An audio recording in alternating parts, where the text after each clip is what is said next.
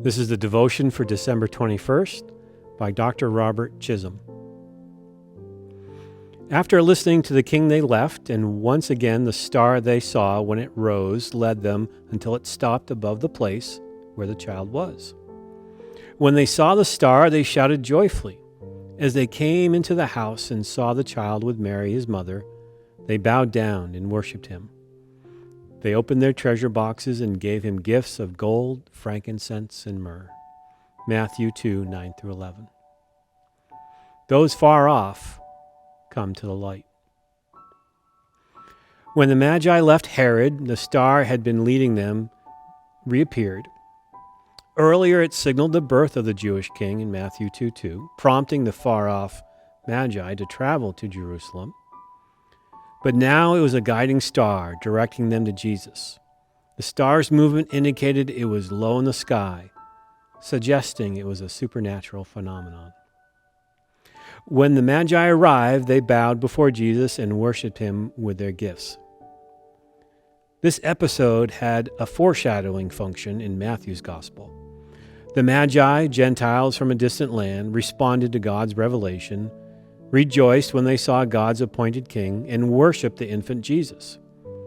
In contrast, Herod and all of Jerusalem were alarmed and did not go to Bethlehem to worship Jesus. Though Herod was the Idumean by birth, he was a practicing Jew.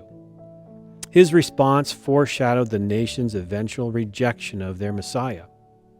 In contrast between the Magi and the leaders in Jerusalem illustrates an irony we find in Matthew's Gospel.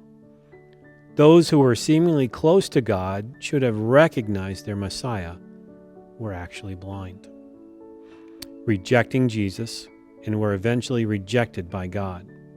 But those seemingly far from God, including a leper, a Roman centurion, blind men, and a Canaanite woman, saw the light. See Isaiah 49:6. They received God's mercy, believed in his Son, and entered God's new covenant community. When I share the gospel, I often use the Evangelium because it vividly and memorably pictures the gospel message. As the cube unfolds, it reveals a picture of the fire of eternal punishment, separated from the light of God's glory by a dark chasm.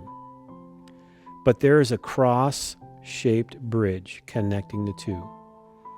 Christmas reminds us that Jesus, through his death and resurrection, has built a bridge of far-off, doomed sinners who are alienated from God.